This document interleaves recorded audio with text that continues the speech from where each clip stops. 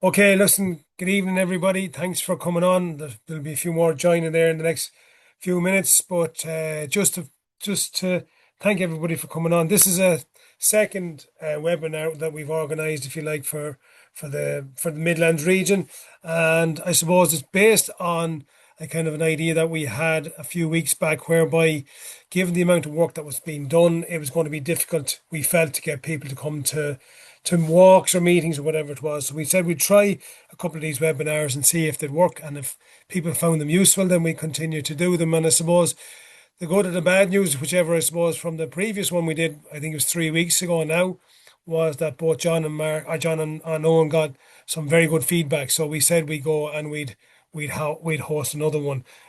So the format of these is that, if you weren't here the last time, is that we run a couple of videos here. The guys were out in fields over the last couple of days, so we run through the couple of videos that they had that they've recorded in those fields, and we can just talk about what they're seeing in the fields, what's the major issues that are out there, and how we address them. So this is being recorded. So if you have to go away and maybe you can't stay for the full hour, so it will be recorded. We will put it up on the Laois Crops YouTube channel, so it will be available. There is a chat function here, so if you want to chat to us or ask us any questions or anything like that, there is a chat function at the bottom of the screen. Feel free to throw in comments or questions or anything like that on the chat as well. So we try and keep everybody muted, because obviously we don't want background noise and dogs barking and babies crying and all that sort of carry on. So for that reason, we'd ask everybody to make sure that they are muted when the guys are speaking. So, look, without further ado, we're going to try and keep to an hour if we can at all. We're not going to drag it out all evening or anything like that. So, what we're going to do is we're going to have a look at winter wheat, winter barley, and a bit on spring barley as well. And look at, as I say, if there's any questions that people want to ask about any other crops, we can also try and deal with those as well. So, for the moment, we're going to look at winter barley. So, the two lads are out looking at crops around the Thigh and North Kildare over the last day or so. So, I'm going to just share my screen here, and hopefully this works, and you'll be able to hear what the guys are saying. So, Owen or John, you might just make sure that you can hear the sound, and just give me a thumbs up or say yeah, you can hear the sound. So we're going to start with winter barley. So it'll only be about 2, maybe 3 minutes long of a description of the two crops, and we'll come back and have a quick chat about them then. This is a crop of our kale. Yep. Yep. It was sown early to mid-October. As you can see now, it's at the painter stage, so it's now ready for its final fungicide. The crop is very clean, very little disease down in it, very little disease pressure whatsoever. It has got its full nitrogen now at this stage. It's been brought up to 160 units of nitrogen, and once this spraying is done, it'll be fine. It'll be finished until harvest. So I'm here today in this crop of Arcade winter barley, and this is the same crop that I was in as part of our first webinar series. On the day of our first webinar, this crop was just gone beyond growth stage 32, so it was in stem elongation, and at that time it had received its full nitrogen application and also its T1 fungicide application and its first PGR application. The PGR was a combination of Cycocel and Modus. Since then, a further follow application of PGR has been applied to this crop, and the decision was made to apply that based on there being a high lodging pressure risk in this crop. The PGR that was applied was Turple at a litre to the hectare, and that was applied just as the flag leaf was emerging on this crop. If we look at the canopy of this crop, we can see that the plant is extremely clean from disease. So right from the base of the crop to the top, it is virtually free from disease. And that is quite typical of crops in the area this year, seen as winter barley is extremely clean. So there's one final application needs to be applied to this crop in relation to fungicide, and it is ready for that at the moment. So our ideal timing is when the crop is at the paintbrush stage. So if we look at this shoot here, we can see that the awns are just emerging, and that is the paintbrush stage that we want to apply our final fungicide. Often we get queries from farmers in relation to trying to find the exact timing for the paintbrush stage and trying to get all the plants at the correct timing. I suppose if we look at this plant here, we can see that the head is nearly fully out on this crop, whereas some of them are only just emerging. So in order to get the correct timing, you're going to go with what the majority of the crop is. And if we look across this crop, we can see that the majority is just at the paper stage, and it's only really along the border of the tram line we can see that there's more advanced plants. The main thing that we're trying to control here at this final fungicide timing is ramillaria. So ramillaria will inevitably come into the barley, but we want to try and keep our flag leaf especially as clean as possible for as long as possible, because that's what's going to fill grain and drive yield. So in order to keep this clean and to try and avoid ramillaria, we are going to apply a Vulpit-based product to this crop in order to coat that leaf and to try and help prevent ramillaria coming in for as long as we can.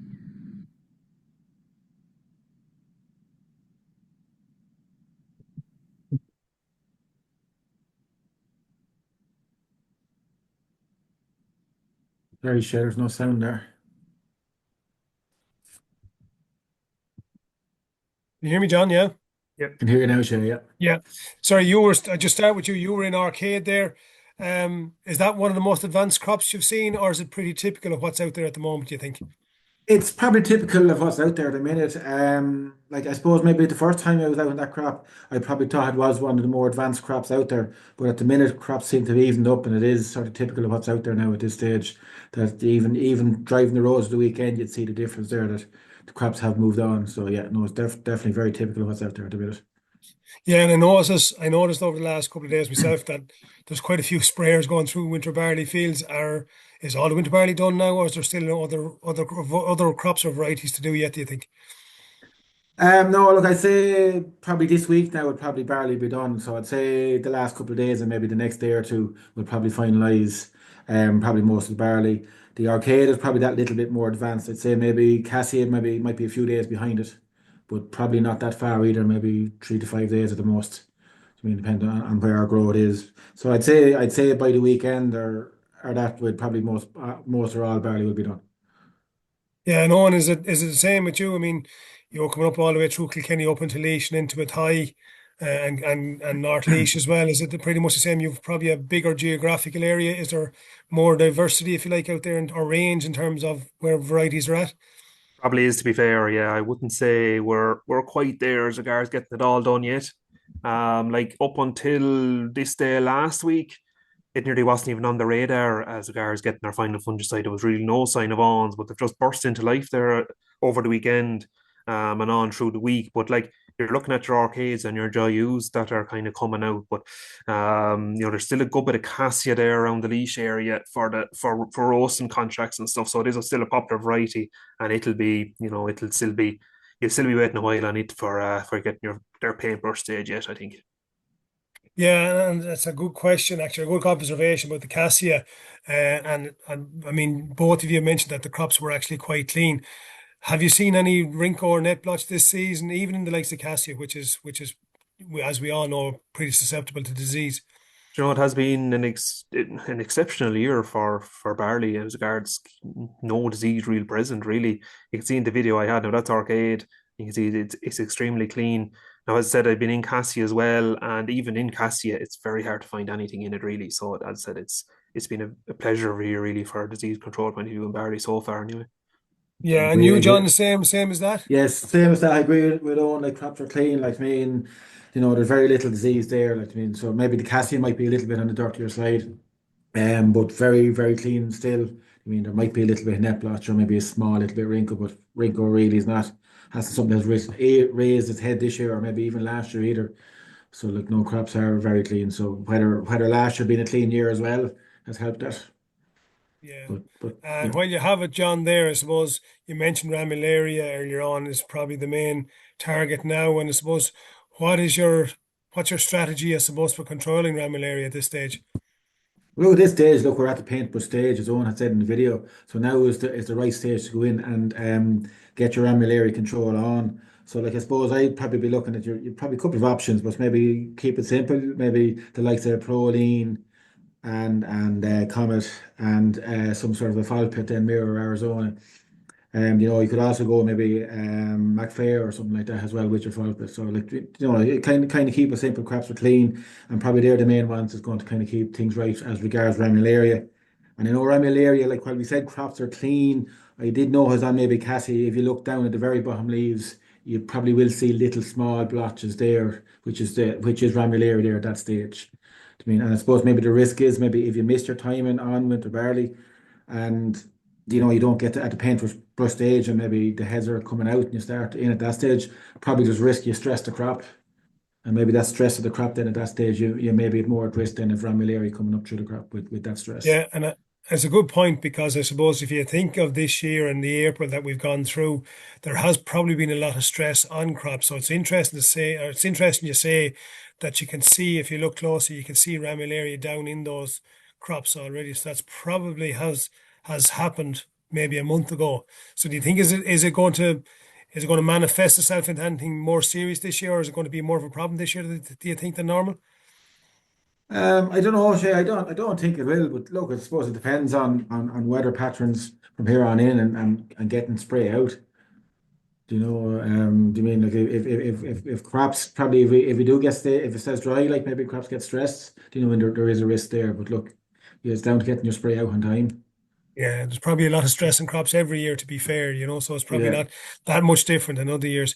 Owen, for those later developing varieties that you were talking about, like Cassia and that, um, again, I got a question today about PGRs on winter barley. So, I mean, is there any options, I suppose, left for guys with PGRs at this stage? And again, it's a kind of I always ask a fella, why are you waiting until now to put a PGR on? But anyway, what's probably the options that guys have now at this stage?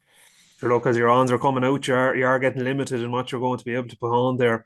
But something like the Medex Max there is still you can still put on up to growth stage 39. But something like your Turple now, you're probably getting on a bit too late. But if like really what we're talking about maybe a Cassia or something like that. That's probably not on a huge maybe amount of nitrogen anyway.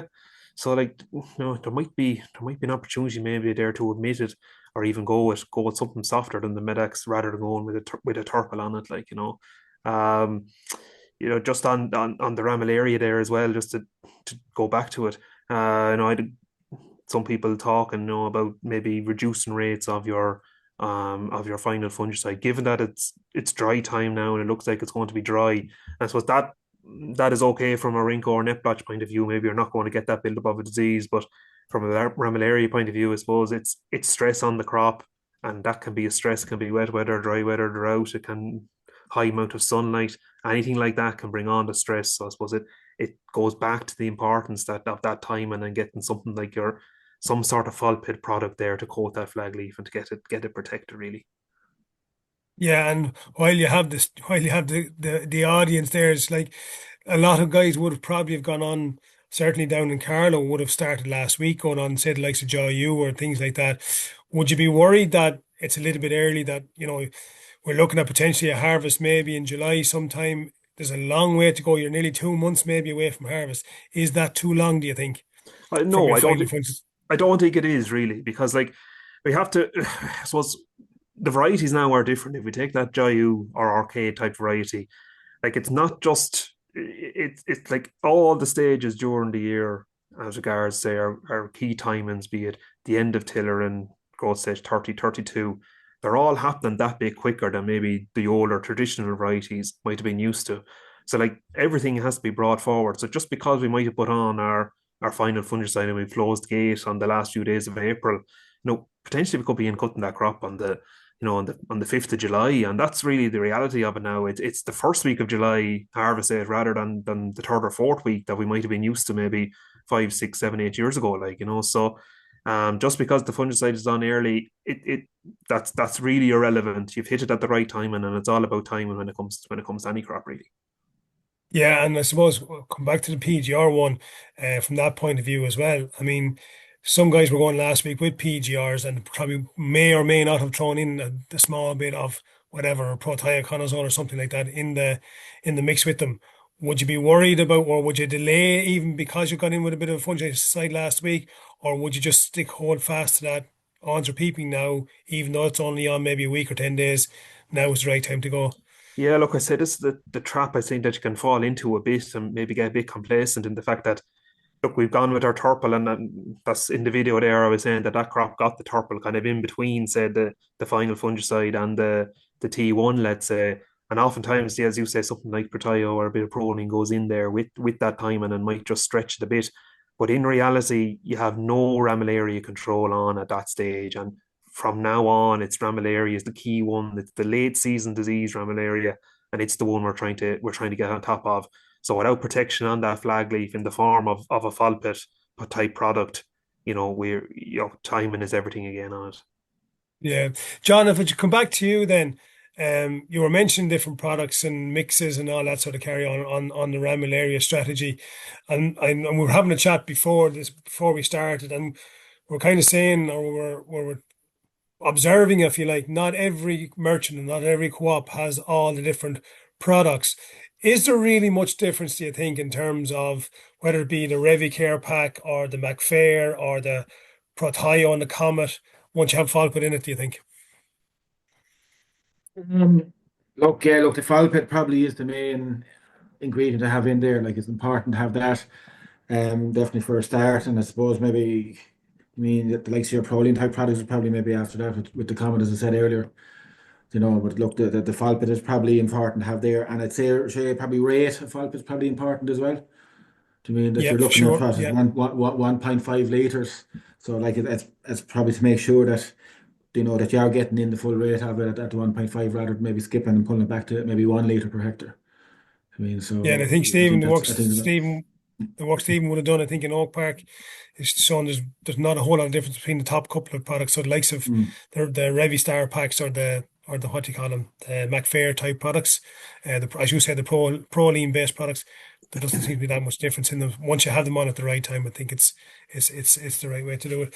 I There's suppose the also one Shay, fine go just on, to go come on, in yeah. on that, there's also a good bit of value there to be got as well by, if you take products that might have the formulation all in one can, we want to call it two active ingredients, versus taking maybe two generics and mixing it up yourself, that there's great value there to be got in that. So it's, I suppose it's a question for your merchant or for your agronomist just to see, can there extra value be got by maybe mixing two products and creating another product. Yeah, and it's a good point on, because I mean, if you look at it, even with the fertilizer increases, even with the diesel increases, there doesn't seem to be a huge increase in the price of grain. So Mm. being able to get that value, or what it looks like good value, is important. And if anybody has any queries about it, if they go onto the crop report app or crop report, and you can look at the star ratings for all the different products there, so you can actually pick which ones actually work and which don't work. So Yeah. I think it's a good point to make about that value, that not everything is not everything is expensive, but not everything is cheap either. So it's what's good value, I suppose, is the main thing, isn't it? Absolutely, yeah. So any other final observations on barley, guys? What's your overall thoughts on barley? Are they have they good potential, decent potential, or have they a lot to make up, do you think? I think they're good potential considering I suppose the winter that we've had and the rainfall. Like, there is good bulk in the crop, but again, it goes back to getting that first kind of PGR on in good time, and to get kind of 3 to 4 good stems per plant. You can see any crop that says you got in on it early, maybe the last few days of March. You can see that there's good bulk in the crop, and there's 4 even stems on it. And you'd hope if you have them even stems, you're going to have 4 good heads to follow it on, and that's where your yield is going to be built from. And maybe in the past few years, maybe that key timing has been missed a bit, and you've ended up with kind of 2 good shoots per plant, maybe 2 poor ones, and that's where your yield is being lost. But look, at that can be easier said than done too when you have a late spring like we had, and trying to match PGRs to weather swings or temperature swings, and then actually trying to get out into the field with the rain as well. But look, at in an ideal world, I suppose that's the target, and you can see the crops that got that early PGR, they definitely have benefited from this year. Yeah, just have a comment in here from Dennis just on the PGRs that you mentioned it, and it's a fair comment. Late PGR K2 or Serrate options up until the flag leaf fully emerged, which is growth stage 39. We're yeah. kind of on that border. A lot of crops now. We're kind of nearly moving on in a lot of cases from that. But certainly some of the later planted crops, or maybe some of the later developing crops, you still have those options as well. So look, at if anybody else has any other comments to throw into that chat, don't be afraid to throw them in as well. So look, at lads, we'll wrap winter barley. I mean, it's probably all going to be over probably the next 3 or 4 or 5 days anyway. So it'll be just sitting tight then and see how it goes until harvest then. And please God, fingers crossed, it turns into a good winter barley harvest, no matter when in July we harvest it. So we're going to park the winter barley for now and look at if people have any other questions later on, they can always come back to it. So we're going to move on to winter wheat. So on this, John had a bit of trouble with the sound, so he's just going to give you a quick commentary on what he saw in the field and just kind of give you a bit of a brief description of the crop that he was looking at up near Laois. So hopefully, if you don't hear any sound, we know there's no sound in the first half of the video. So John is just going to give a quick voiceover on the video. So John, can you see that, yeah? It's just your laptop screen is what I see. Laptop screen. Oh, sorry. Hold on. I shared the wrong screen, so I'll share again.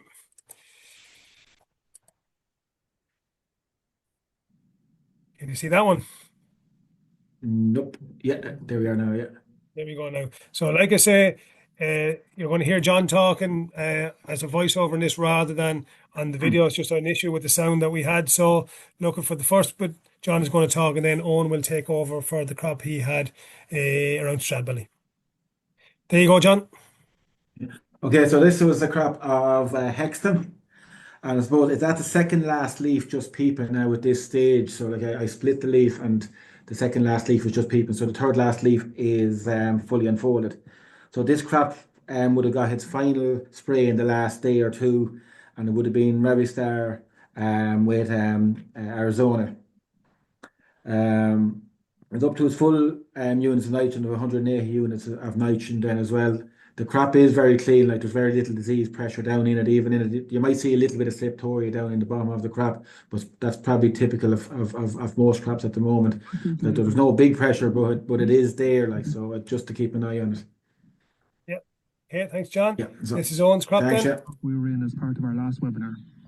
If you recall the last day, I was stripping back the leaves on this crop to try and find where leaf tree was and how progressed it was in relation to being emerged. And the reason I was doing that was the emergence of leaf tree will be a key decision maker as regards when we apply our leaf tree fungicide application or our T1 timing fungicide. So leaf tree emerged on this crop, and this is leaf tree here on this particular plant. This emerged approximately 10 days ago. So this crop received its T1 fungicide application last Wednesday, this day last week. So the T1 that was applied here was a combination of Revistar at full rate and also Folpit at 1.5 litres per hectare for Septoria control. At that timing, because Champion is quite poor standard, a PGR was also put in there as well, and this was in the form of Medex Max. So if we pull back the canopy on this, we can see that there is Septoria present, but it is down low on the crop. In relation to rust, there's no rust visible in this particular crop, but I know it is, given the drier conditions we have recently, it is coming back in places again. In relation to nitrogen on this crop, there is still a nitrogen to be applied here. And this will be applied at the start of flag leaf emergence. Okay. So if we examine this plant here, our next key decision will be to see where leaf 2 is. And this is leaf 2 that is approximately about 40 to 50% emerged at the moment. So as I said, when flag leaf starts to emerge on this, we will apply our final nitrogen application, and we also start thinking about our flag leaf timing or our T2 spray. So again, two very different crops there. Hexton being a slow developing variety, and Champion probably being a little bit further ahead of it at the moment. Eoin, if I could start with you, seeing as you were looking at the Champion there, and that's probably the one variety that most people are talking about at the moment, especially in terms of yellow rust. Do you think have most of the leaf 3 applications gone out now at this stage? And the second question, I suppose, did everybody put a T0, do you think, on Champion this year? So most of the leaf trees have gone on now by now, but only in the last, even today or yesterday, I think it was when they were wrapped up. Like there was a big difference across different varieties, and there are a good few different varieties out around where I am now. Anyway, I suppose the majority of people have either Champion or Graham, but there is a good bit of Dawson around the tie as well, and a few. So people got a few a few bags of different varieties that are coming through as well, just to give it a try as well. So there is big differences across crops and how the leaf tree was coming out. So really, I'd say the leaf tree applications nearly spanned, the space of nearly a week and a half or 2 weeks by the time that they were from start to finish, in relation to C0s, no, I'd say not everyone put out one in my area anyway. I know we were looking for yellow rust there at that stage, at that leaf 4 timing. And really, there was crops around that didn't have rust coming through on them. So I suppose people took the decision not to, that treatment wasn't warranted. But I know there is cases of it coming back now in the past, I suppose, 10 days, 14 days. We've had that east wind, that drier east wind has actually come later in the spring, and there is rust popping up. So I suppose that might be something just to keep an eye on. But again, it's not every crop, and it's probably in your champions and them that are going to be that bit more susceptible than other varieties. Yeah, John, seeing as you're probably working closer to that northeast region, I know there certainly has been issues up there, challenges last month with yellow rust. Has there been much around Gearneck and North Kildare? And if there has, what have guys used to control it? No, Kildare probably has been lucky enough this year. Like rust hasn't been that big of an issue. Maybe the champion, yeah, there was a bit on it. And I suppose similar to Owen, like me, not everyone went with a T0, but probably anyone that did go with it is probably Teb and Comet or something like that. Do you mean just to get a bit knocked down and keep it clean? But as I say, not everybody went with it. But no, like it hasn't been that big an issue, like I suppose, compared to last year. But then I suppose anyone that did have an issue last year were out and they had that T0 out, so they were making sure that it wasn't going to be an issue this year. Yeah, and again, I suppose, as Owen mentioned earlier on, I mean, there are reports of it coming back into the northeast there at the moment. So, I mean, if you have gone out with a fungicide in the last week or 10 days, is that good enough to cover it? Or should I'll put this question to both of you, would you be comfortable enough just to leave it there till flag leaf now at this stage, or should you get out and monitor your crops, do you think? You really have to get back out and monitor it, Yeah. unfortunately. And what you put on, something like, we'll call it that you put on Revistar maybe at your leaf tree for your septoria. It's really not going to do a whole lot from you, unfortunately, from a yellow rust point of view. When leaving the yellow rust there until your final spray, or the flag leaf spray, I should say, you're not. I suppose it's just not something you can do. So you're going to have to come back in with some sort of, I suppose, some sort of TED type product, to try and control that if it is evident, unfortunately. But it's going to cost more money, but at the end of the day, you have to try and take it out. Yeah, and I think it's a Yeah. good point. I mean, I think it depends, I suppose, what you've used so far, really, doesn't it? I mean, if you have gone with Teb already, are you happy enough to come back in with Teb again, do you think? Yeah, Or yeah, that's the do you thing. go with Yeah. something different? That's the thing. Yeah, Yeah. you just try and put in something like Comet maybe, or something to try and keep it at bay. But I suppose, look, whatever way you go around it, it is I suppose a spray in between sort of your leaf tree and flag leaf spray. But look, you'd hope that if you have got something on it already, that maybe you kept it at bay enough, and that if the temperatures, if you do try and get rid of that wind, I know this afternoon, was very pleasant, so you mightn't have that risk from a yellow rust going forward, and hopefully that the weather will do enough to try and keep it out. Yeah. John, you were going to come in there, were you? Yeah, look, I suppose if it's just down to keeping the crops monitored and watching what's there. Like you mean, like there might be some effect maybe from fungicide going out, but if it does develop, like you will need that knockdown from tebuconazole just to clean it back out again if it does develop. But I think maybe at this stage, probably look, it probably, as Owen said, it might be that big of an issue. Like I know probably maybe Graham, you're probably not so bad. Maybe it's just some of them other varieties, maybe the champion, maybe there is risk, but the crop is moving on, and look, hopefully we won't have that big of an issue there. But Yeah. it's just really it is down to getting out and keeping the crop walked, because you could look at it today and it could be fine, but maybe by the weekend it could be a different story. Yeah, and I So think like I it's suppose given a drive for it's the yeah. next. Yeah, it's given a drive for the next couple of days or next week or so anyway. So it's probably ideal conditions for yellow rust to develop at the moment. So you're both Yeah. both good advice for both of you there in terms of making sure and get out and walk your crops. Don't just come back in the day before you plan to go with your flag leaf spray and hope everything is okay. Owen, if Yeah. we come back to you then, I mean, there's always this debate, and certainly when we had the crop walk down the Thai there the week before last, there was probably the debate about which products you should use at leaf three and which product you should use at flag leaf. Is there any real Mm. differences between them, do you think, at farm level, really? I know we're talking in terms of trials in Oak Park about, one being superior to the other or not. But at farm level, if both products, if we take Inatreq products and Revistar products are in the mix, does it really make that much difference, do you think? Look, I think you have to start where your septoria pressure is, I suppose. Like if you're coming from an area where your septoria is, it's not very evident on the leaves or it's not quite climbing up through the leaves, and you're probably not going to see a whole lot of difference in what product you go with.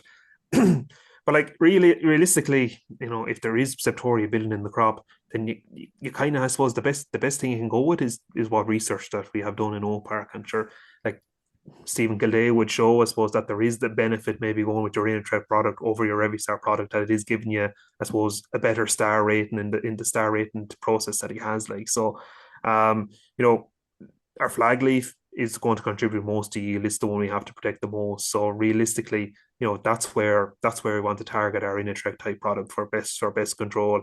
I suppose that is typically what I'm seeing in most people I deal with. That would be the course of action, that you're holding your Inatreq back. I suppose barring the case where you had very high levels of septoria at that leaf tree spray, you probably have to go with your better chemistry then, just keep that bay. But for this year, septoria levels are quite low so far. So, the leaf tree application has gone on now, and I think the vast majority would have been a Revistar type product rather than the overly Inatreq, let's say. Yeah. Yeah, and John, I suppose it's a good point that Owen is making there about Septoria, because all the early talk in this early part of the season was all about yellow rust control, and Septoria probably didn't get a look in for the most part. It was kind of almost forgotten about, believe it or believe it not. Is there much Septoria out there in crops at the moment, do you think? And given all this dry weather, would you be concerned about it? Yeah, look, there is definitely there's septoria out there around crops. Like, to me, there's no question about it. Like, there's not a lot, there's not big pressure there, but it's definitely there. Like, if you look at any crop, you look down into the canopy and look at some of the older leaves that's dying off, and you will see that septoria there. And like the risk is that coming up the leaf with the dry weather, probably the risk is not there as much. Do you mean, as Owen said, maybe you're keeping your better chemistry maybe for the flag leaf. Do you mean, so like we're in for maybe a dry week, but by the time you get near flag leaf stage, we could be looking at different weather pattern. To me, so so weather can change, and that could change the pressure. Like, and probably as time goes by, we're going to get warmer days. So if we've a bit of heat and moisture, then we're going to have a different scenario than what we're looking at today. Like, so. I Yeah. think, as everyone says, it's quite right. I think keep the better chemistry, because we could see a different scenario maybe in 2 weeks' time. Yeah, and John, I suppose one of the things I would have seen, and I'm kind of throwing a curveball at you this time, is that I would have seen quite a bit of Inatrek go on, Inatrek type products. There's the Inatrek, and there's the Cartiva one, the Questar, and all those ones, and then you have the Bayer ones, the Jessica one, Gitano sort of mixes. Should guys be mixing those, or if you can only go with one and then you have to use Revistar, what should guys be doing? Yeah, well, just as you said, you can't mix. So like, if you've gone with one, you have to come back then with the Revistar. Then at that stage, I mean, you can't go with them twice. I mean, it's just we don't want to be breaking that chemistry, and end up with issues. I mean, so Yeah, we that's a do good have to point. It's mind it, not. and yeah, yeah, Yeah, it's trying to protect the chemistry is what we're trying to do, isn't it? It's not trying to, yeah. be clever or anything like that. It's trying to protect that chemistry to prolong its life as long as we possibly can, isn't that it? Well, that's it. Like, to me, like, we don't have much chemistry there, and we have to mind it as much as we can, because we have seen issues in the past. So like, what we have to try and mind, and try and mix them, have used them differently, just to get the best benefit out of it, and use them probably at the best point we think is going to suit the crop. Yeah, And yeah, because if we start using them one after the other, what you're probably more than likely doing is turning your resistance issue that's going to occur over 2 years into yeah. something's going to occur over a month and a half. Yeah, yeah. So there's a huge risk You know? there of messing around Yeah, with that chemistry for sure. yeah. Owen, you mentioned there in the champion, and it was a very good point actually. I thought when you were going through the champion about the standing power of it and the fear of champion falling over because the straw is not great on it. And look, you mentioned a PGR on it there again. Is that your final PGR? Was it your first PGR? Was it your second PGR? And is there a need for a third PGR, if you know what I mean? Yeah, well, sure. Look at, I suppose champion is we know it's a poor stander. And then sure, if you take a lot of the wheats now, they're probably going more often than not going in after break crop. So you're in a situation where you're high risk anyway. As well as that particular crop, it got K2 early on because it was a bit thin, just from a tillering point of view. And then it had got Cycel and Molus then on top of that. So a litre Cycel, zero point 0.2 of Molus. So like you would think maybe that should be enough, and most weeks it would be, but you would still be a bit afraid of the champion just in particular. If I had that combination on any other wheat, I'd be happy enough. But on the champion, I probably will be coming back in on that crop. I suppose what would you do? You'd probably be coming in with something like a turple, but just be careful of that. If you are selling straw to the mushroom trade, I suppose you can't put turple on it. So I suppose barring that, maybe something like Medex Max, maybe 0.25 of Medex Max to the hectare, would probably be enough on it. But realistically, you're going to need a very robust PGR program on the champion just to keep it standing. Yeah, so look, I suppose the other point that came up, actually, John, you brought it up before the meeting, was that there are a lot of weeds out there in some crops still. There's some crops, I suppose a lot of people probably use something like Pacifica for grass weed control or something like that. And given the weather that was there at the time when they were afraid to put anything with it because there was a lot of talk of scorch. And we can actually see that in crops at the moment where crops were scorched. So what weeds are you seeing still in crops, or what weeds were out there, shall we say, last week before guys were spraying them? And is there anything you can do with them at this stage? Yeah, look, I suppose maybe the weather, maybe the bit of heat, weeds have come on. Like I suppose groundsel is probably a weed that probably most people are seeing in their crop. To me, so that's definitely there. Now, look, it's probably not a yield robber, but probably in the last few days, like we're starting to see maybe the likes of poppy or marigold or something like that coming into the crops then as well. So I mean, so they're something that would have to be controlled. So you're probably looking at something like Cameo and Zypar there, like I mean, so you probably would want to be mixing something with an SU. I mean, you'd also probably maybe just want to be aware of maybe with likes of Poppy there that if is there resistance to SU or not. I mean, and that's where you'd be adding in your Zypar into the mix. But Yeah, I think definitely it is a we good we it is have a yeah good point because yeah yeah, it's a good point you make about the resistance, because certainly VJ is seeing more and more examples of that in the glass house in Oak Park. So we are starting to see more issues with the likes of poppy, with the likes of chickweed, corn marigold, as you say, the likes of even red shank has shown up as a bit of an issue as well, and speedwells as well, of course. So I think it's a point well made that you just don't go with an SU on its own at the moment, because there is the fear that if you break something like, excuse me, if you break something like Cameo Max, we'll probably break them all very, very quickly after that. Just But just to throw it sorry, throw it on, out yeah. there, Shay, as well. There, I don't know. Did you see any, or maybe some people might have seen, but there's actually spots of brome even coming up, and seed heads on brome already in wheat coming through. And look, there's nothing you can spray on now that's going to kill it when the seed head is out. But I suppose it's a zero tolerance approach to that at this stage. Like you need to kind of go in and take that out, or either burn it off with Roundup, or to physically remove it, because it's very early in the year now for it to be seen it so far, but they are there.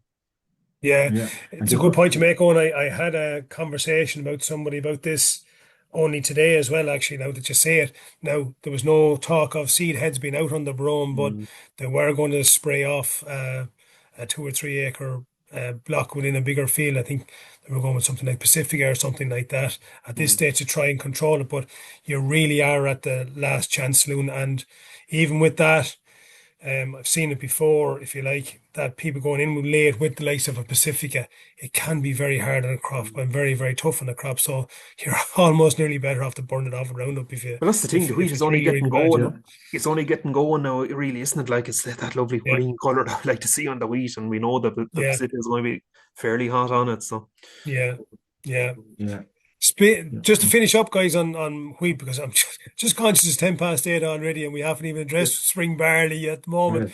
yeah. Um, where's nitrogen at on wheat crops? Is it all out, or what should guys be doing? And especially in the context that it is very, very dry at the moment, what's the best things that guys can do? yeah, I'd say it has been brought up to a good bit. Like you're generally from people I'm talking to, kind of left maybe we'll call it a bag of Sulcan kind of left over. They're kind of 25 to 30 units maybe for flag leaf emergence, and that's when we're going to target it. Now I know there was earlier on this week there was kind of talk of maybe rain towards the end of the week, I think that has more or less gone now, unfortunately. But as a result of that, I think there was a few that just went on and did it in the hope that you're going to get the rain to wash it in. Yeah. Now, of course, you could look at maybe a liquid nitrogen kind of route as well. But look at the liquid nitrogen, you might get better uptake in drier conditions, but it's not going to be the savior either. Like, you're still going to need some bit of moisture to get it into the soil. So look at that's just a consideration to make. And what way are guys up here neck of the woods, John? Are they up to date with nitrogen or are they finished? Yeah, probably something similar to Owen, like some guys are finished, and I suppose maybe there was guys talking about going out there this week in the hope that there was rain coming to get it washed in. So look, that's probably changing things with the dry weather. But look, if it's gone, they're gone, or else they're going out. And there's probably a few guys maybe looking at the liquid options then as well. I mean, going maybe like to the Omax or something like that, just as an option. But as Owen says, like whether there's any extra benefit. I mean, you might get a greening effect, but like really and truly, it's the same fertilizer that you're using. It's exactly that. Oh, and I heard there was rain down the south. Did any fall in Ballyragget make us jealous? Fortunately not, no, not well enough to keep the dust down, but not to go out into a crop, unfortunately. But I think you had to be down south tip direction to get 25, 30 mil. So Yeah, so hopefully it there's a comes up lot the road more. a bit. Lot more down there for sure. Yeah. So look, guys, that's I suppose we'll leave it though with the wheat for the moment. Again, as I say to everybody, if you have any other questions or comments, feel free to throw them into the chat there and we'll address them. But in the interest of time, we're going to stay going. It's almost a quarter past it's almost a quarter past 8 here now. So with the intention of finishing at 8:30 and not keeping everybody all night, we'll move on to spring barley. So again, I'm going to share this. Hopefully you can see the screen now in a second and the sound should be okay. So in this one here, John didn't have anything from North Kildare really in terms of spring barley. So again, we have a crop here from Stradbally, but we also have a crop from Oak Park as well. And we'll just have a chat about the two of those. And we can have a chat about some of the later sown ones as well. So just bear with me here for a second. So I'm here today on a crop of mermaid spring barley. This crop has been sown as malting barley. The crop here was sown on the 1st of April. So it was given the season that was, this is one of the more earlier and advanced crops that we have in the area. We did a plant count here on this crop just after establishment, and we were getting about 290 to 300 plants per metre squared. So we're well on target here for this crop to meet its target shoot count and hopefully its target yield come harvest time. The crop here has received 120 units of nitrogen in total, so it'll be the total nitrogen that it will get for the season. The plants here are at the mid-tillering stage. So if you look at the plant here, we can see we have one main shoot, which is here, and there's two tillers coming behind it, and hopefully a third one will be coming also. We can see here on the plant that there's a small bit of magnesium deficiency, and I suppose that is quite evident across most crops now, given the lack of rainfall, and there's a small bit of stress on this crop. The next action for this crop will be weed control. So if we look at the seedbed here, we can see that there is broadleaf weeds coming through in this crop, and some of them are actually quite strong.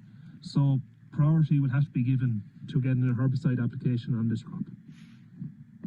Okay, so I'm here in Oak Park. I'm in what we call a sawmills field here in Oak Park. So for context, you can see the tower from the old sugar factory in the background. This is one of the lightest fields we probably have on the farm. And as you can see, it's well established.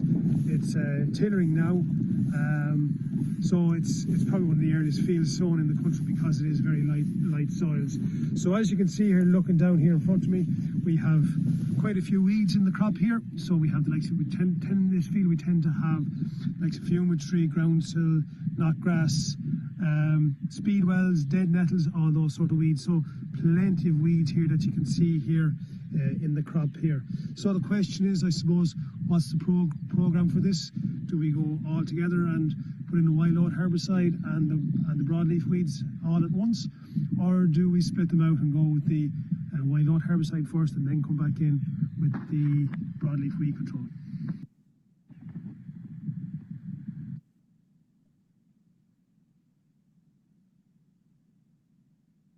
Well, we had this year, probably I thought it was probably one of the earliest places in the country. The sound share is not great there.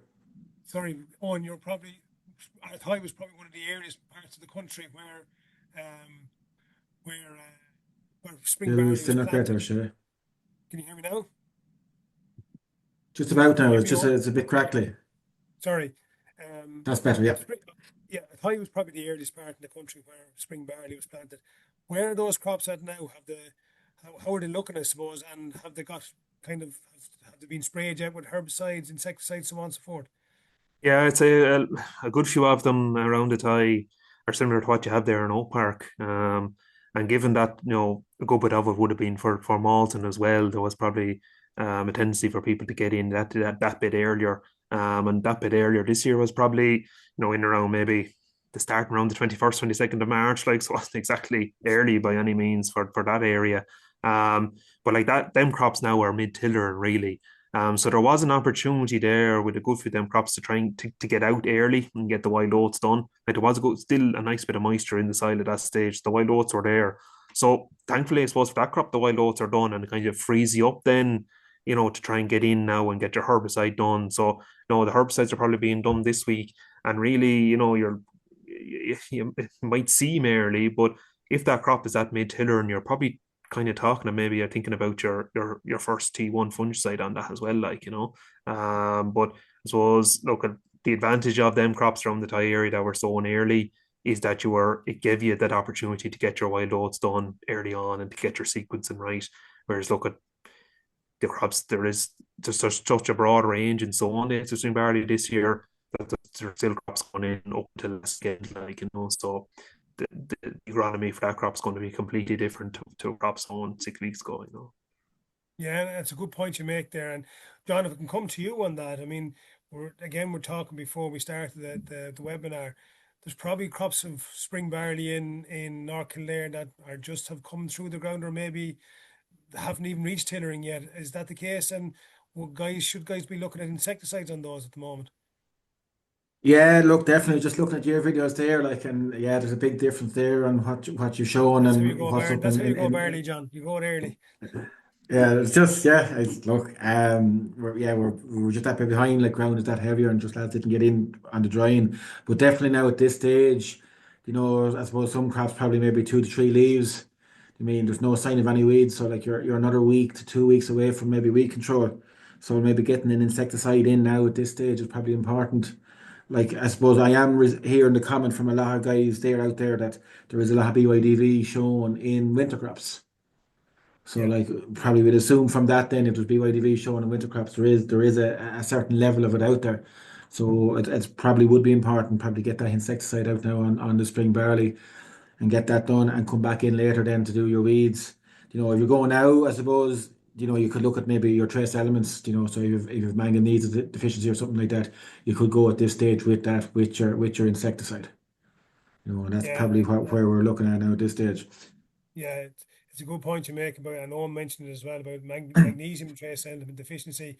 Certainly around here, I can see quite a bit as well. So, Owen, is there only magnesium you're seeing, or is there anything else guys need to be looking out for? Because generally magnesium and you know a good shot of rain would solve it, but sure, unfortunately, it doesn't look like we're going to get that anytime soon. But there is definitely there's manganese there as well. You can see, and especially in around the Thai and back to Stradbally and nearly all around South Kildare and Laois, everyone seems to have a pocket of that high pH, high P soil, and unfortunately, as anyone farming that type of soil knows, unfortunately, them micronutrients, a lot of them are going to be locked up, and I suppose the manganese is the first one that we're going to see.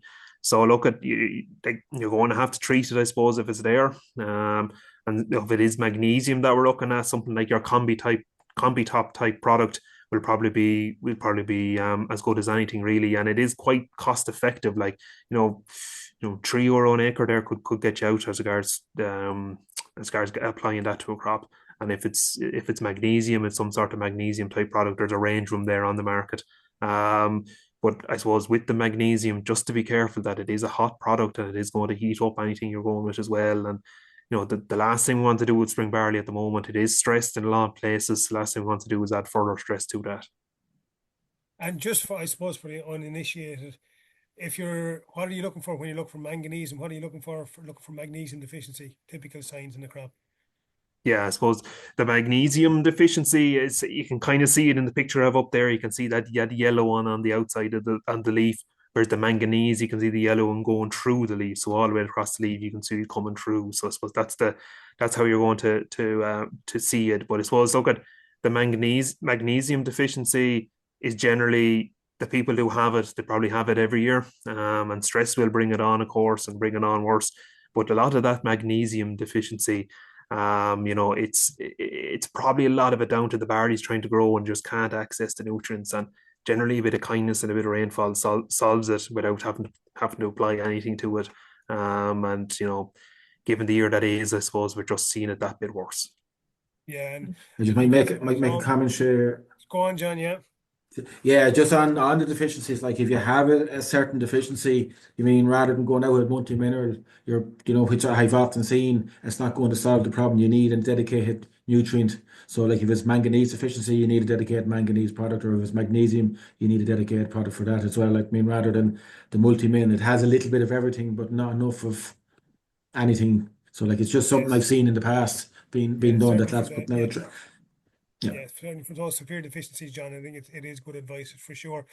Just coming back to John, the crops up in North Kildare and maybe some of those later sown crops. And I mean, we've seen over the years whereby those crops tend to have a shorter growing season. And again, the crops, those early sown crops Owen was talking about, you can space out the timings, whether it be wild oats, whether it be weeds, insecticides. You probably have a longer period in order to get those jobs done. In the case of those shorter growing seasons, because they'll all come in early to mid August anyway, can you or should you kind of try and mix all those products, the insecticides, the herbicides, the wild oats, trace elements, all those sorts of things? Can you do it? Should you do it? And are there any downsides to it, I suppose? Yeah, they're probably yes, no there. Like you probably can do it, but probably not recommend it. Like I mean, like you're leaving yourself at risk. You're putting a lot of chemistry into the tank. And like I suppose the first thing you're going to get is probably you'll probably scorch your crop, especially maybe if weather conditions stay dry or something like that, where you are going to do damage to the crop. But then also then how effective are those chemicals going to be in that tank mix then as well? So like if you were talking about putting maybe your wild oats in with your weed spray, so how effective is your wild oat spray going to be at that stage? Because you're going to lose some of the efficacy.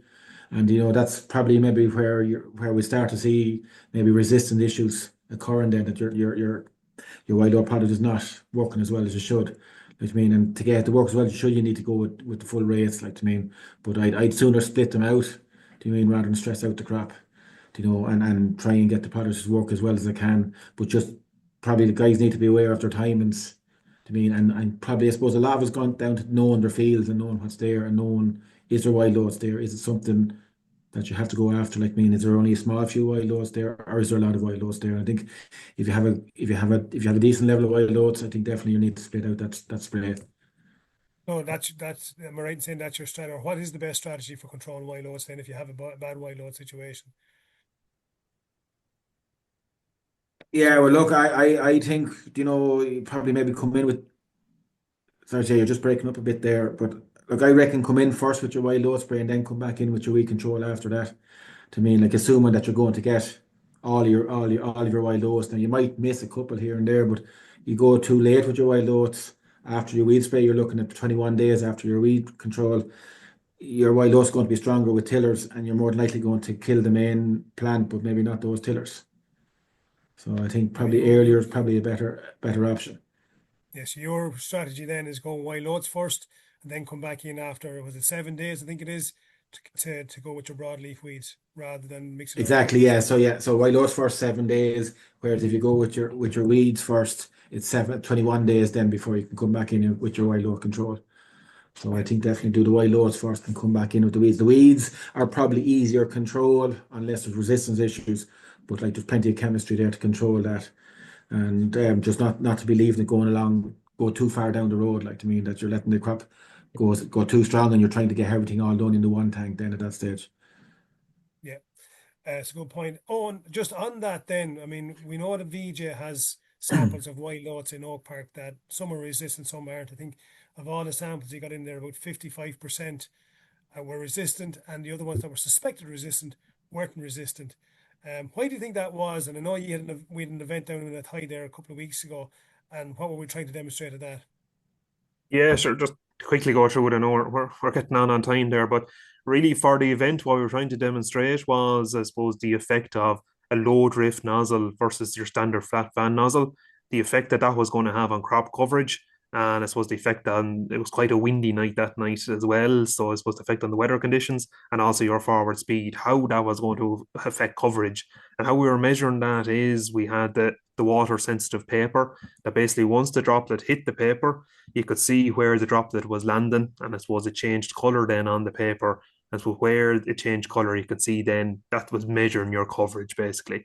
I know just to link it back to what we're saying about the wild oats and your timing for wild oats. I know on the night shade we had you would brought on a bucket with I suppose an established crop we want to call it or a big crop in it and we put the water sensitive paper into the bucket with the established crop with there was a lot of leaf coverage and you could see that there was very little water droplets actually made its way to the water sensitive paper that was being covered by the big leaves of the crop. And I suppose that is mimicking really if you're leaving your wild oat control that bit later in the season, you're going to have a thicker, more dense barley crop, and that's going to shade or shelter the droplet getting to with the wild oat and killing it.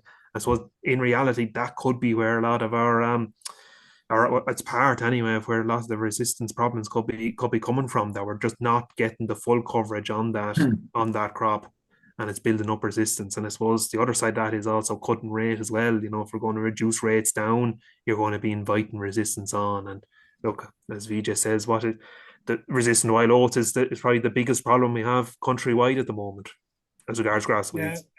yeah, and it's a simple little test that can be done. So that water sensitive paper, it can be easily got, and we're making the point on the night that anybody should be doing, or everybody probably should be doing that, like what we do with fertilizer spreaders. Mhm.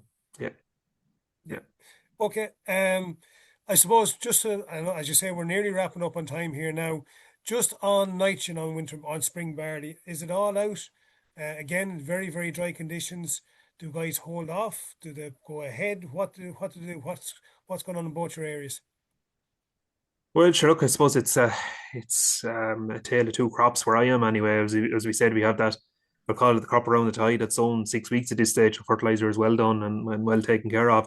Whereas you have a lot of heavier side, maybe down, southeast direction as well, that just wasn't drying out there all spring. And it was, the crop, some crops has only come to tram lines visible there at the moment. But look, I think the main thing is the barley crop needs the full nitrogen in the crop before it gets the stem elongation, before it gets to growth stage 32. So it's trying to get the nitrogen into crop by then. So look, we can't foretell when the rain is going to come, but like you're really going to have to try and front load that nitrogen early on to try and make sure that you try and get some moisture, get it washed in and get it taken up by the crop. Because look at if we go beyond growth stage 32 and we don't get that nitrogen into the crop, it is going to impact yield. There's no point in otherwise. Same sort of story with you, John. You've Same, seen that maybe same so far. story. Yes. Yeah, look, same story up here. Like, I mean, probably a good few of them probably haven't got their mainstay nitrogen, but I suppose, we don't know when the rain is coming, so like it's probably important to get something out and get that nitrogen into the soil. I mean, because if you miss that window, like the crop will move on, and next thing you're fighting a battle then trying to get out afterwards, and maybe the crop has suffered maybe yield maybe at that stage.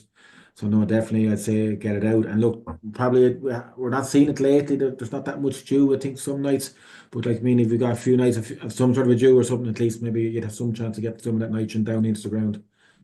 Yeah, So I yeah. think yeah, definitely Two last get it out. questions, guys, before we finish up. One for you, John. There, like on those later sown crops we've seen in other years, you get a drought condition like this. There doesn't seem to be a whole lot of disease out there. Doesn't seem to be a whole lot of anything. The guys are looking at stress crops in the next couple of weeks. Can guys just leave it all off for a couple of weeks and throw everything in the tank in one shot, one spray, out the door and gone? Can they do it, and should they do it, or is it to be recommended?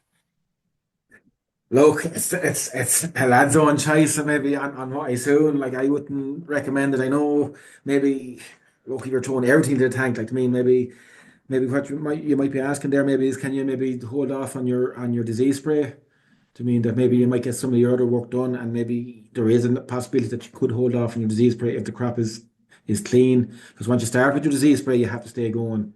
If you're now out of time, like so, probably if the crop is staying clean, that you could possibly maybe hold that one off, maybe, and keep an eye on it. Whether it's recommended or not, I don't know. But look, if the crop is clean and disease pressure is not there, do you mean you're not so bad? Like we haven't seen much rink or net blotch there in the last few years, anyway. So like I suppose maybe the ramularia is going to be the key that you're going to be watching out for maybe in those crops maybe later on in the year. So maybe from that point of view, but then as we have discussed already with regards to weed control and wild oats, you mean you're leaving yourself into All that scenario. compromised, isn't it? Yeah. So yeah, so you have to compromise. I mean, so look, as I said, look, you could possibly hold off maybe on disease spray if the crops remain clean, but it's down to keeping the crops walked and seeing what disease is out there and see what pressure is there. Actually, I tell you, like, I have two further questions for you both. Question here from Irvin: have the pre-em herbicides worked poorly on brome this year in wheat and barley? Do you think?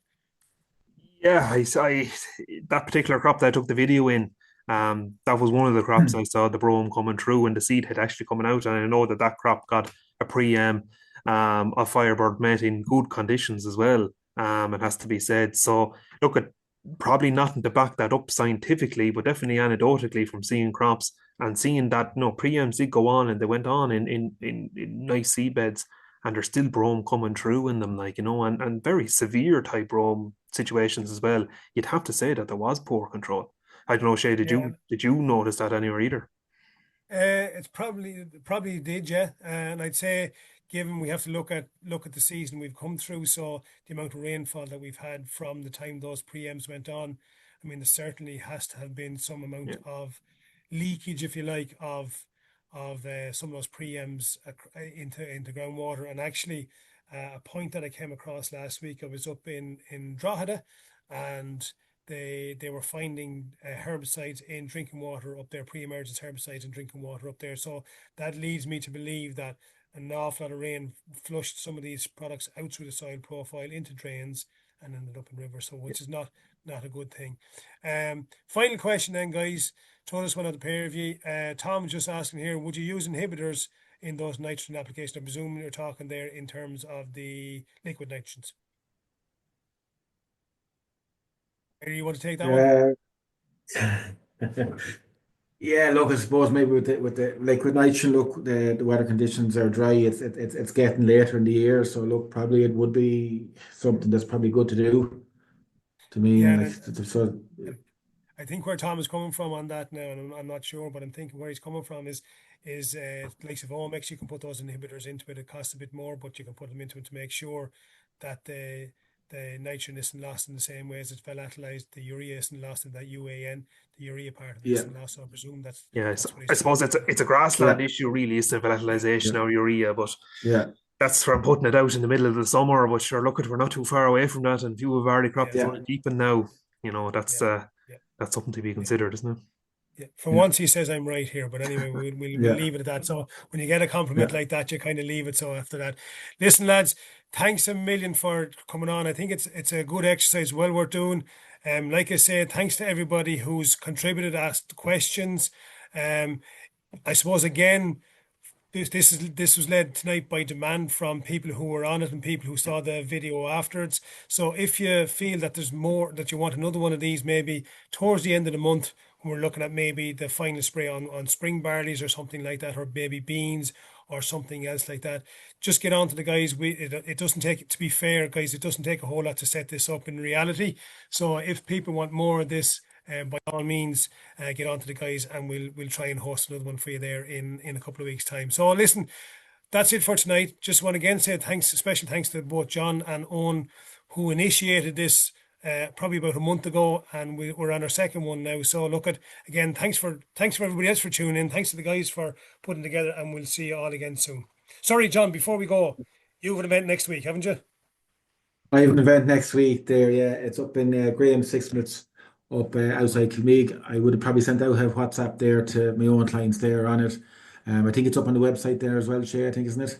Yeah. So if Yeah, anybody missed the one that I will be doing something yeah. similar up in So Graham's next week. So yeah, and it's on at 7:30, and that's next Wednesday night.